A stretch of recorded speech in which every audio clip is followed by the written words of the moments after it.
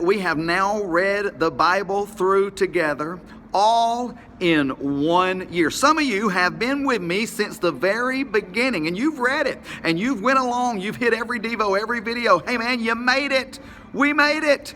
And today has some exciting reading. Now, do let me say, wherever it is you hopped in this year, just keep going on onebaptist.org/devotional, wrap around, man, and get to where you hopped in, and you will too have read it all the way through in 1 year. In fact, I have a very important announcement for our weekend edition tomorrow about that activity and your opportunity to do that. Will you make sure, don't miss tomorrow's weekend edition of the 1 Minute. It is vitally important. So tune in. Now, speaking of important, that which we cover today is absolutely, man, it is exciting reading. The Devo today, listen, it's New Year's Eve, man. I mean, it's the last one that we got in this year. Go there, access it, take it in. It's exciting stuff. It is important. It chronicles the end as we know it before the new beginning. And listen, it not only tells you about that ending, but it tells you the order of the events that's going to lead up to that, so that you can rightly divide and know what to anticipate when, and so that you can communicate that. Now, we spend much of the Devo's time speaking about how it talks for us in today's reading about the greatest event in all of human history, man. I mean, all that the Bible has been pointing to, all that God has been waiting on, the greatest event in all of human history is in your Bible reading today. We talk about it in the Devo. Go there, get that, hop in it, read about it, rejoice in it. But also in the Bible reading today is what I would say to you is the saddest event in all of human history. It's read for us, preserved for us in verse 11 through 15 of Revelation 20, when it says, "And I saw a great white throne, and him that sat on it, from whose face the earth and the heaven fled away, and there was found no place for them. And I saw the dead, small and great, stand before God. And the books were open, and another book was open, which is the book of life. And the dead were judged out of those things which were written in the books according to their works. And the sea gave up the dead which were in it.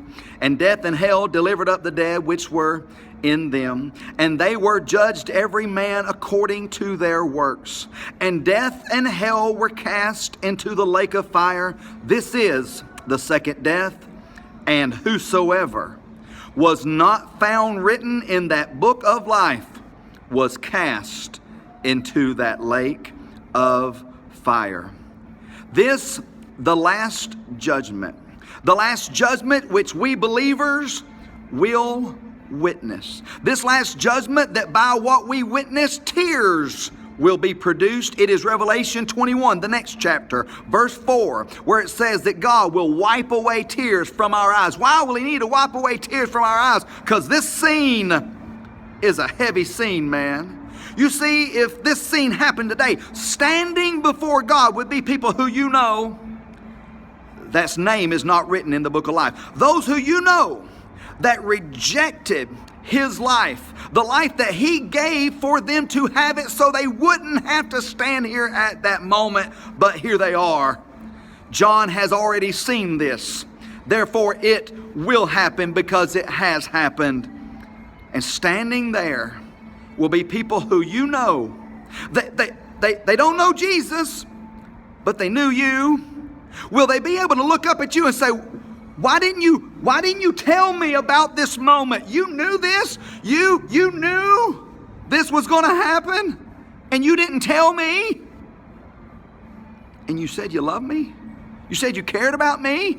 You were worried about what I'd say to you? You were worried about being ostracized knowing this was coming? Hey y'all, I'm not throwing drama on it. This is going to happen.